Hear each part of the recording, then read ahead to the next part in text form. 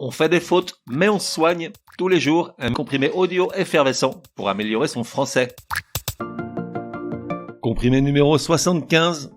Poupette and Roll numéro 2. Des mots impossibles, tu découvriras. Nouveau comprimé Poupette and Roll, le premier de la série ayant eu pas mal de succès, je m'y attendais.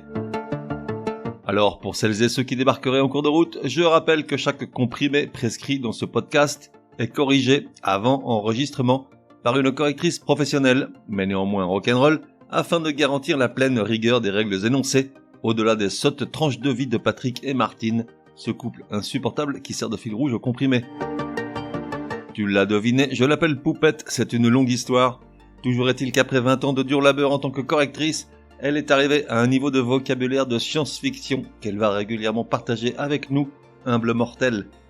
Poupette and Roll, c'est donc un type de comprimé où l'on découvre des mots dont tu n'as jamais entendu parler, mais rassure-toi, moi non plus. Aujourd'hui, on part à l'assaut de synalagmatique, coruscant, caprican et émerillonné. Synalagmatique, avec SY, un seul N et deux L, est un adjectif d'un usage finalement bien plus fréquent que son nom laisse présager. En fait, il s'agit d'un terme juridique pour qualifier un contrat lorsque les parties s'obligent réciproquement les unes envers les autres. Un contrat de vente en est le parfait exemple puisque le vendeur s'oblige à vendre un bien ou un service à l'acheteur qui lui s'oblige à donner une somme en retour au vendeur. On parle de réciprocité de caractère bilatéral, au contraire d'unilatéral comme peut l'être un contrat de donation où seule une partie s'engage sans contrepartie. Ensuite on a coruscant, adjectif. Alors, les fans de Star Wars penseront automatiquement à la planète Coruscant, monde natal de l'espèce humaine et siège de l'ordre Jedi, mais que nenni, ici on cause vieux et littéraire. Coruscant veut dire brillant, vif, flambant, scintillant. Le mot sert à qualifier par exemple la lumière, une étoffe, une matière, éventuellement un style littéraire riche en particularités lexicales, en vocables rares, archaïques, néologiques, et aussi parfois une personne particulièrement brillante, intelligente ou remarquable. Exemple, lors de leur première sortie au restaurant, Patrick, après avoir longuement regardé Martine dans sa robe lamée, lui dit combien elle était coruscante. Elle hésita longtemps à lui coller une gifle au cas où. Voyons maintenant le cas de caprican. On parle là d'un adjectif, il veut dire au départ, qui fait des bonds analogues à ceux de la chèvre, bondissant, sautillant. Comme Patrick quand Mbappé marque un but ou quand Martine ne trouve rien à lui reprocher. Par analogie, en médecine, on parle d'un pouls caprican, c'est-à-dire saccadé, inégal. On peut également l'utiliser pour parler de quelqu'un d'un peu fantasque ou de capricieux.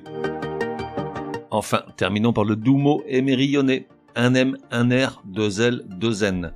Il vient du mot émerillon, qui est un petit faucon des pays du Nord. Et comme chacun sait, les rapaces ne sont pas manchots, question regard acéré et œil perçant. Émerillonné se réfère donc à un œil, un regard ou un visage vif, gai, plein de malice. Comme Martine lorsqu'elle regarde son René étendu nu sur la peau de bête devant l'âtre. Résumé du comprimé numéro 75. Pour que ça rentre, Poupette and Roll numéro 2. Que peuvent bien vouloir dire les mots synalagmatique, coruscant, caprican et émerillonné? Synalagmatique, adjectif, se réfère à bilatéral, par exemple dans un contrat où les deux parties s'obligent réciproquement les unes envers les autres, comme dans un contrat de vente entre vendeur et acheteur. Coruscant, adjectif, signifie brillant, vif, flambant, scintillant, et s'utilise pour qualifier la lumière, une étoffe, une matière, un style littéraire, mais aussi une personne pleine de talent. Caprican, adjectif, signifie bondissant, sautillant comme une chèvre, et par extension, il se réfère à quelqu'un d'un peu fantasque ou capricieux. Enfin, émerillonné, adjectif, se réfère à un œil, un regard ou un visage vif, gai, plein de malice. On fait des fautes, mais on soigne, te donne rendez-vous demain pour un nouveau comprimé, au moins aussi énervant que celui-ci. Prends bien note, s'il y a une règle de français qui t'énerve grave, soumets-la à Martine et Patrick, ils seront ravis, aussi crétins soient-ils, de la décortiquer lors d'un prochain comprimé. Pour cela, une seule adresse, contact@uncompriméparjour.com. Enfin, n'oublie pas de laisser un chouette commentaire et tout un tas d'étoiles sur ta plateforme de podcast préférée. Ça serait drôlement chouki.